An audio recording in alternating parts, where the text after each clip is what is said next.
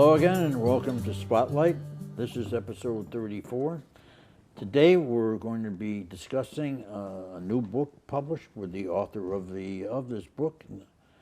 It's called War Tears, A Journey from Vermont to Gettysburg, and it's written by John Swanson. John, I want to welcome you. Thank you. And in case anyone is interested, this is the book being published. Currently, it's available as an ebook, that is a digital download, in this form as a paperback, and sometime in February as a hard copy. And this is all on Amazon's Kindle shop. All right, John, before we begin, why don't you tell us who is John Swanson? Well, I guess I've defined myself as a teacher for so long. I defined myself as a teacher and a coach. I coached. Okay, now where did you teach? Riverside Middle School in Springfield. Okay. And what is your own educational background? I have graduated from Springfield High School, which never graduated high school, but got BS and MA from University of Vermont, BS in Education, MA in History. History is an obsession of mine since I was a small child. So. Okay. And now you've taught in Springfield, I believe? Right. You also were teaching in the Community College of Vermont, weren't you? Right. I taught history survey classes and classes on the Civil War. Okay. Now, again, talking about War Tears. First of all, what is the general story about? It's about a 14-year-old boy who goes to war first as a musician, and later on as a soldier with a rifle in his hand. It's a coming-of-age story that I hope. Okay. Now how does this? If he's a 14-year-old boy, he's obviously got a family. Right. Now, how does this involve his family? The family is another big part of the book. Is a big family on top of a hill in Springfield, and there's subsistence, a lot of subsistence farming, and a big family. Okay. Now, how would you describe, just for our viewers, what this hero was like? Number one, what's his name? His name is Joshua Robinson. Okay. And his father never calls him Joshua; he calls him Boy. Okay. And what was he though as a person? Outgoing. He was outgoing. Yes, he's looking for adventure. He's looking for adventure. Okay. Well, certainly the Civil War would be an adventure. It would be. I mean, it was romantic. Okay. Now, about the war itself. As I recall, you've written quite a bit of detail about it, including battle scenes, training, even up to Lincoln's assassination. How did you come across all of the factual information to support this? I mean, you wrote what I believe is called a historical fiction, Right, as a novel, but the facts in it, from what I can gather, are all correct about what happened during the war. right. How did you come up with all this research? Well, I was a trustee of the Springfield Art and Historical Society, and we were putting an exhibit together, Springfield and the Civil War. And I just saw this one line of the roster, the state roster book, and it was really loaded with information. I found out that this guy was named Wheelock Graves Vasey from Springfield, Medal of Honor winner, and there was only a small pamphlet written about him. Now, didn't you actually go down to Gettysburg and spend a number of years at their Civil War Institute? 15 years at Gettysburg College Civil War Institute, which included walking battlefields, lectures, and a lot of good information that I can use in this book. Okay, now in terms of what you did in those 15 years, what kind of research was it? I mean, I believe you also had the U.S. Army College, War College, as a resource base. Right. Well, for the Institute, basically it's just lectures and tours. Research was just attending them and taking notes, extensive notes. Now, in terms of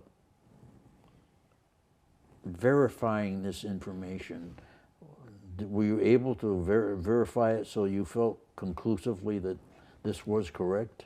Yes. The Vermont Historical Society has all of Wheelock Vasey's letters that he wrote to his wife. He started every one of them, "My darling angel."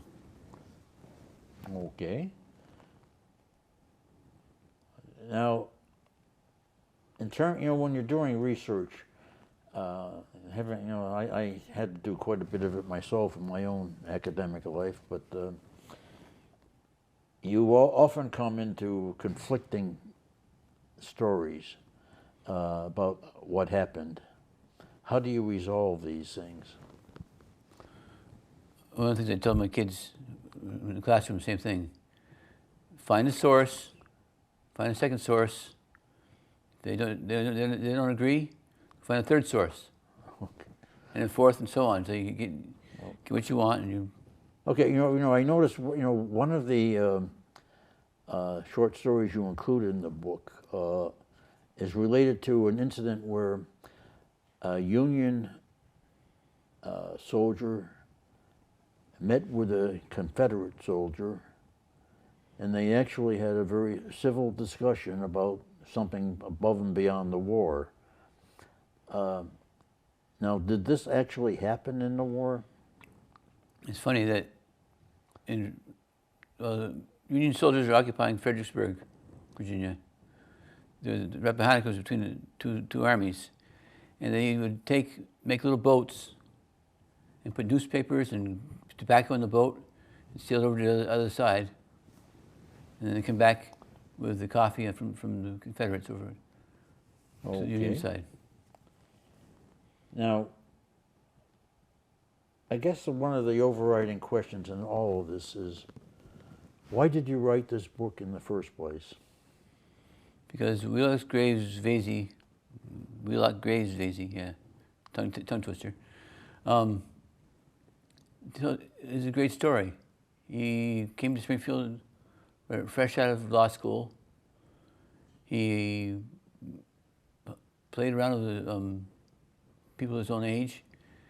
He went to a meeting, left the meeting, and two girls and a guy, and they went up to the common area, and they climbed trees, and they lost buttons on their shirts and everything else. And in other words, he's a regular human being. A regular human being, yeah. And when war came, he was the first one in Springfield to sign his name to a new regiment. And it's interesting. You go through quite a bit about the actual training of the various Vermont regiments that were involved in the war, and it's interesting some of the stories that you include in it, which might surprise the average reader. For example, punishment for not doing something.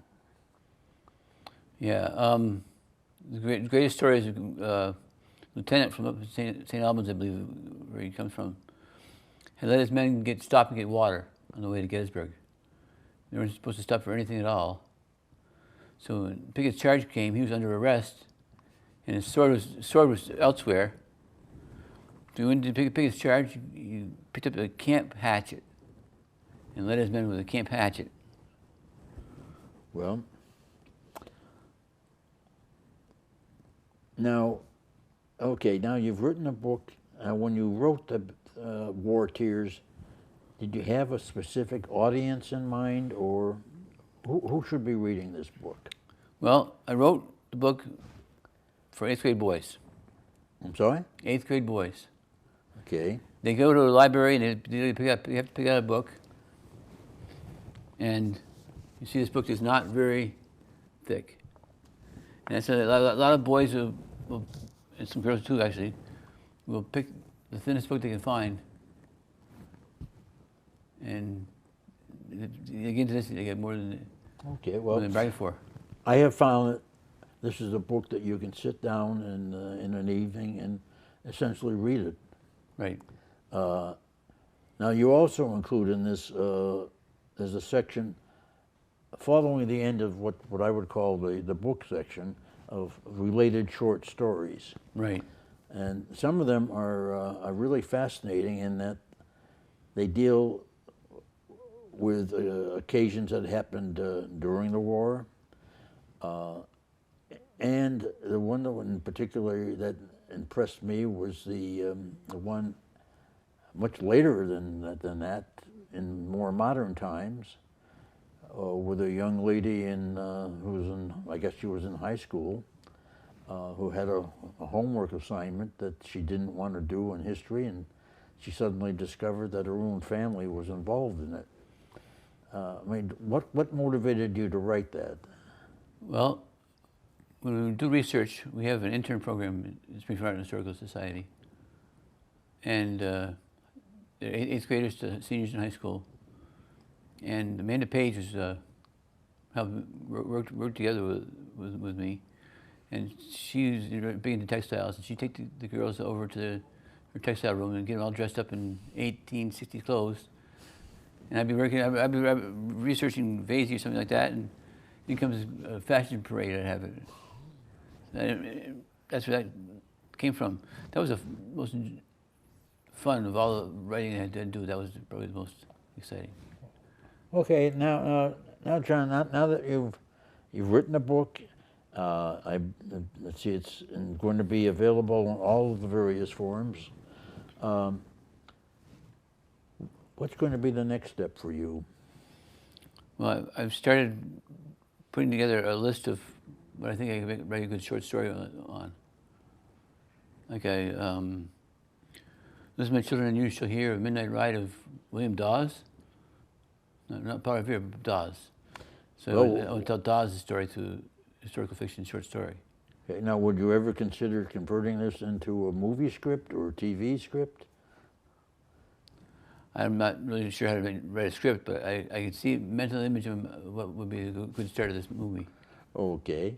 Now, just for the viewers, this is the paperback edition of the book, War Tears.